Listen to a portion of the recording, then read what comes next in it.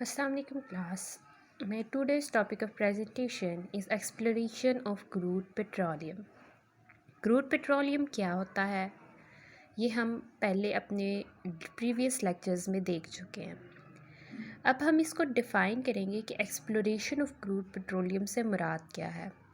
Crude petroleum exploration is the search by petroleum geologists and geophysicists for deposits of hydrocarbons, particularly petroleum and natural gas in the earth using petroleum geology. Definition से ये साबित है कि petroleum exploration असल में petroleum की तलाश है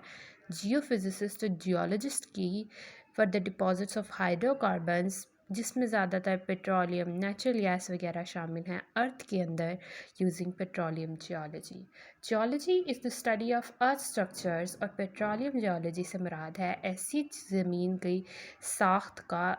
मुताला करना जहाँ पर जिसके नीचे पेट्रोलियम प्रोडक्ट्स प्रेजेंट हों।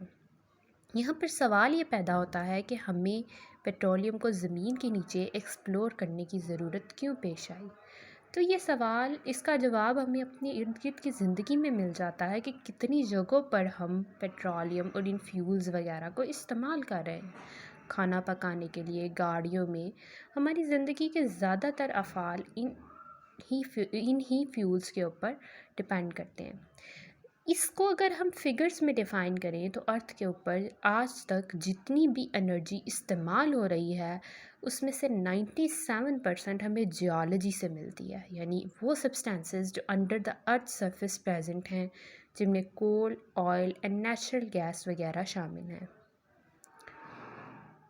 Exploration and production is a common technology applied to that portion of petroleum industry which is responsible for exploration, for the discovering new crude oil and gas fields वगैरह, drilling wells and bringing the products to the surface.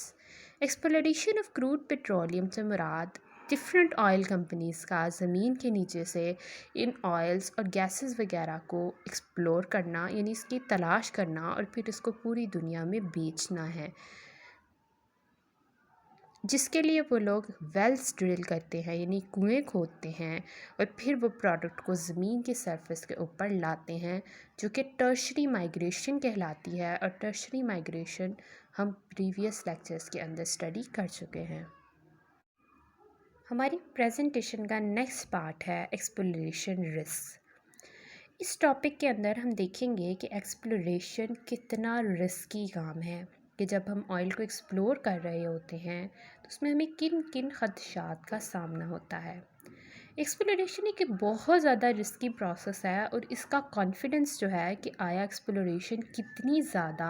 अच्छी होगी या exploration के नतीजे में नताइज positive निकलते हैं या नहीं, ये इस चीज़ पे डिपेंड करती है कि आपने जो जियोलॉजिकल फैक्टर्स उसकी एक्सप्लोर करने के बाद ड्रिल करने से पहले पढ़े थे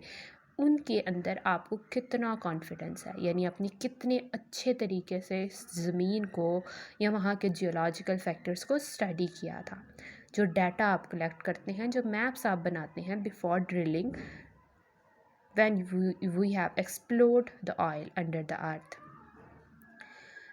कहा जाता है कि जब फर्स्ट टाइम्स या शुरू में जब पेट्रोलियम को एक्सप्लोर किया जाता था तो एक्सप्लोर करने का काम बहुत ही ज़्यादा हिट और मिस अफेयर होता था,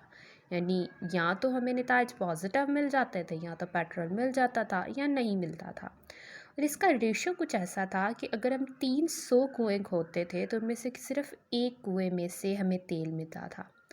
लेकिन with the passage of time जब जियोलॉजिस्ट ने सिर्फ यही स्टडी करना शुरू कर दिया कि ज़मीन की साख्त में ऐसी कौन सी तब्दीलियाँ आती हैं जब उसमें पेट्रोलियम जो है ये वाले जो फ्यूल्स हैं ये उसके अंदर गैदर होते हैं, तो फिर उनकी स्टडी की बेसिस पे पेट्रोलियम जो है उसको निकालना या उसको एक्सप्लोर करना निस्बतन कम रिस्की प्रोसेस हो गया।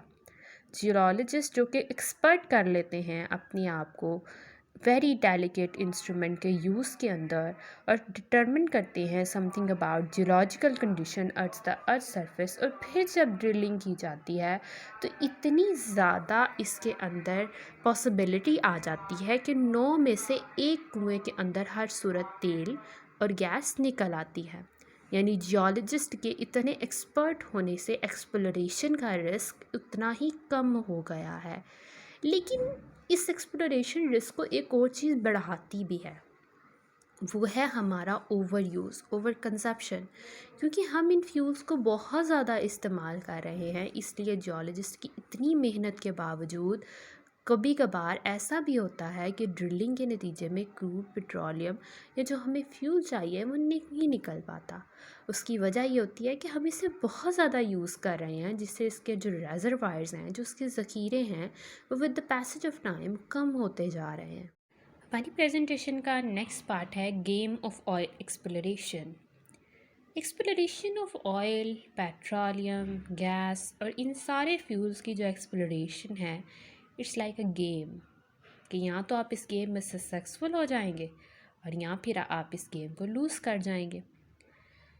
गेम ऑफ ऑयल एक्सप्लोरेशन कुछ फैक्टर्स पे डिपेंड करती है, यानी जब हम कभी ज़मीन में से तेल को ढूंढने जा रहे होते हैं, एक्सप्लोर करने जा रहे होते हैं, तो इन चंद फैक्टर्स को हमें अपने जहन में रखना होता है। सबसे पहला फैक्टर है डेंसिटी, जिसको हम डिफ़ाइन करते हैं मैस पर यूनिट वॉल्यूम के हिसाब से, और उर्फ़ आम में हम इसको वज़न कहते हैं, किसी के कोई चीज़ कितनी ज़्यादा वज़नी है। जब हम एक बॉटल के अंदर पानी, ऑयल और गैस को डालते हैं तो ये कुछ इस तरीके से अपने आप को डिस्ट्रीब्यूट करते हैं कि पानी बॉटल में सबसे नीचे रहता है क्योंकि ये सबसे ज़्यादा डेंसर है, ऑयल जो है वो उससे ऊपर रहता है क्योंकि ये उससे कम डेंसर है, और गैस सबसे ऊपर रहती है क्योंकि ये सबसे ज़्यादा लाइटर है। ज़मीन के अंदर जो ऑयल रेजरवायर्स होते हैं उनकी डिस्ट्रीब्यूशन भी कुछ ऐसी ही होती है कि उसके अंदर सबसे नीचे वाले हिस्से में रिजर्वायर रॉक के अंदर पानी मौजूद होता है, उससे ऊपर ऑयल यानी पेट्रोल और दूसरे ऑयल फ्रैक्शंस प्रेजेंट होते हैं, और उसके ऊपर गैस यानी सुई गैस वगैरह प्रेजेंट होती है। हम जानते हैं कि ज़्यादातर हमने पेट्रोलियम की कंपोजिशन पढ़ी कि उसमें हाइड्रोकार्बन्स प्रेजेंट होते हैं, उसमें लोअर कार्बन नंबर वाले हाइड्रोकार्बन्स भी प्रेजेंट होते हैं जो कि एज अ गैस एग्जिस्ट करते हैं, और जो हायर कार्बन नंबर वाले हाइड्रोकार्बन्स हैं वो एज अ लिक्विड एग्जिस्ट करते हैं। और उन्हीं लिक्विड फ्रैक्शन में से किसी एक फ्रैक्शन को यानी ऑक्टेन को हम पेट्रोलियम के तौर पर इस्तेमाल करते हैं। दूसरा फैक्टर जो कि गेम ऑफ एक्सप्लोरेशन को से पहले हमें पढ़ना चाहिए या हमें इस चीज़ के बारे में पता होना चाहिए, वो है पोरोसिटी एंड परमेबिलिटी, कि जिस ज़मीन के अंदर हम ऑयल को एक्सप्लोर करने के लिए ड्रिल करने वाले हैं उनकी पोरोसिटी और परमेबिलिटी कैसी है। ये बातें हमारे ग्रुप के पहले मेंबर्स ने ऑलरेडी बहुत ज़्यादा अच्छे तरीके से एक्सप्लेन की हैं कि पोरोसिटी और परमेबिलिटी क्या होती है। पोरोसिटी होती है ओपन स्पेसेस किसी भी मटेरियल के अंदर, और परमेबिलिटी होती है किसी भी मटेरियल का उस पोरस या पोर्स के अंदर से फ्लो करने की एबिलिटी जो है वो है परमेबिलिटी। अगर हम इसको दो तरह की रॉक्स के ज़रिए डिफ़ाइन करें तो जो सैंडस्टोन होता है वो हाईली पोरस और परमिएबल होता है क्योंकि इसके अंदर बहुत ज़्यादा पोर्स प्रेजेंट होते हैं, और दूसरा जो लिक्विड मटेरियल होता है वो उन पोर्स में से पास आउट